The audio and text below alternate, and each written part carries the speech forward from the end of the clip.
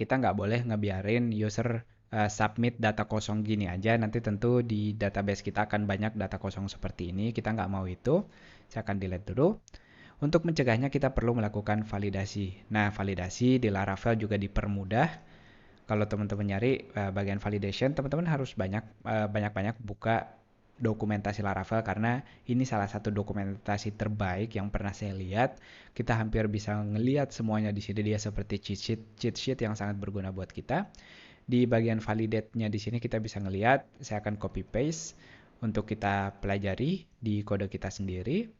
Jadi sebelum dia memasukkan datanya, pastikan kita memvalidasi dulu di sini. Dengan nama title dan juga subject di sini di sebelah kiri. Jadi cukup bisa dijelaskan required di sini artinya dia wajib diisi. Dan untuk memisahkan satu rule ke rule berikutnya kita bisa menggunakan tanda baris lurus seperti ini. Misalnya saya akan menghilangkan yang ini dulu. Misalnya maksimal dia 255 huruf. Atau kalau kita mau nambahin misalnya minimal dia 3 huruf. Ini juga boleh. Begitupun di bagian subjeknya teman-teman misalnya minimal 10 huruf. Kita tinggal naruh min, titik 2 dan angkanya. Untuk daftar rules atau aturan yang bisa kita pakai di halaman validation-nya, di sini kita bisa ngelihat available validation rules. Teman-teman bisa ngelihat di sini termasuk memfilter apakah dia cuma boleh huruf, cuma boleh angka, gimana kalau kita mau dia digit, mau dia format email dan lain-lain. Nah, kita udah ngelihat beberapa tadi misalnya penggunaan min di sini atau max-nya kita udah ngelihat, kita bisa ngelihat di sini oh min titik 2 lalu value-nya di sini lengkap dengan cara penggunaannya. Jadi itu contoh implementasi kita tadi untuk membuat aturannya.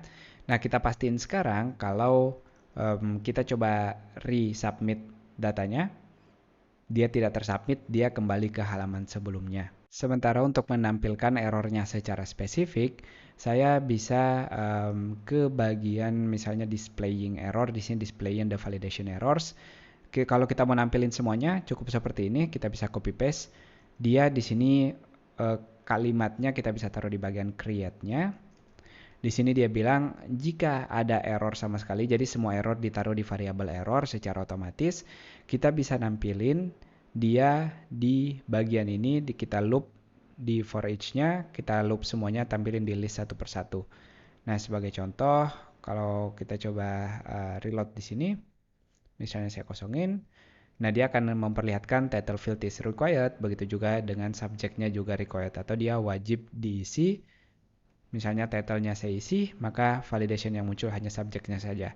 Kalau teman-teman tertarik untuk menampilkan errornya satu persatu di bawah setiap subjeknya, misalnya mau di bawah title, mau di bawah subjek, kita bisa ngecek dengan error lalu nama kata kuncinya di sini seperti ini.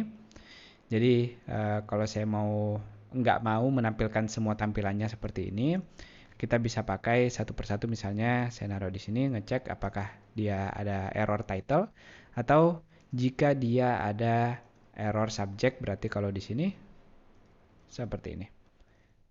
Nah, saya coba reload lagi, kita submit. Teman-teman akan lihat masing-masing title-nya sudah di bawah masing-masing formnya.